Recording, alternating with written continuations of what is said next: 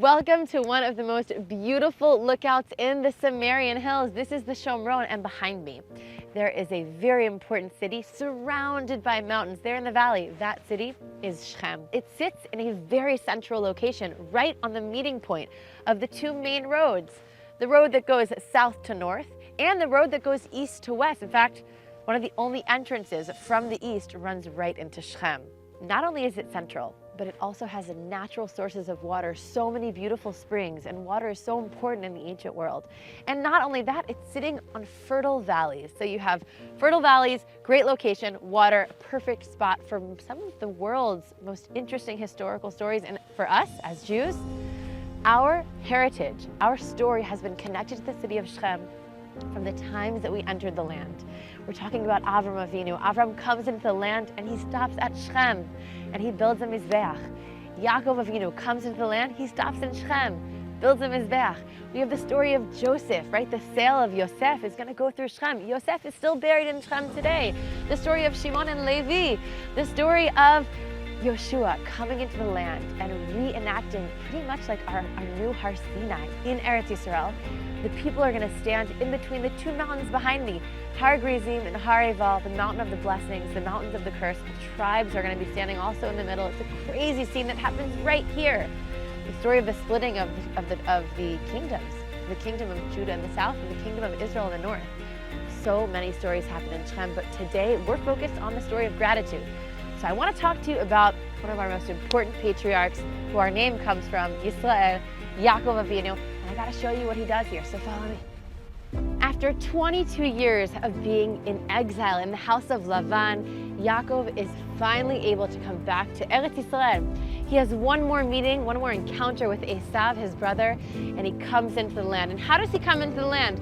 Through this beautiful valley behind me, the valley of Tirtza.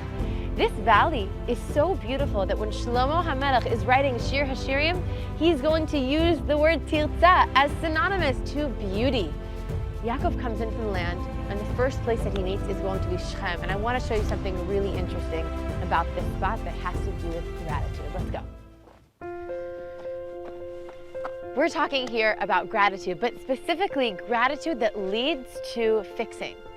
So Yaakov comes into the land of Israel, and you know what? We're in Israel. This is the only place in the world that I can read from this Tanakh and point to where it happened. Let's read it.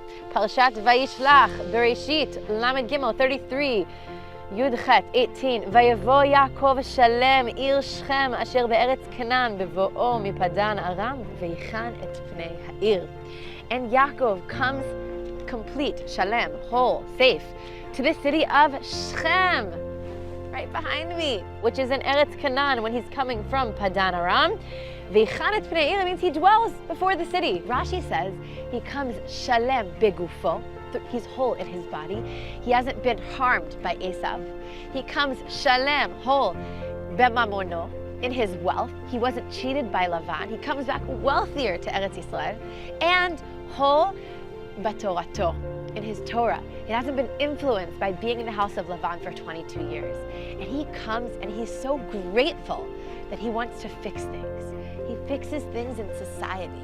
And if you look in the Gemara, Tractate Shabbat 33, Rav says he fixes currency. He creates a currency which connects people. Shmuel says he creates marketplaces, also connecting people. And Rabbi Yochanan says he creates bathhouses. These are all places of connection. And I want to say that this moment of deep gratitude that Yaakov feels right here in these fields behind me is going to be the inspiration of one of our greatest leaders who will come more than 1,500 years after Yaakov.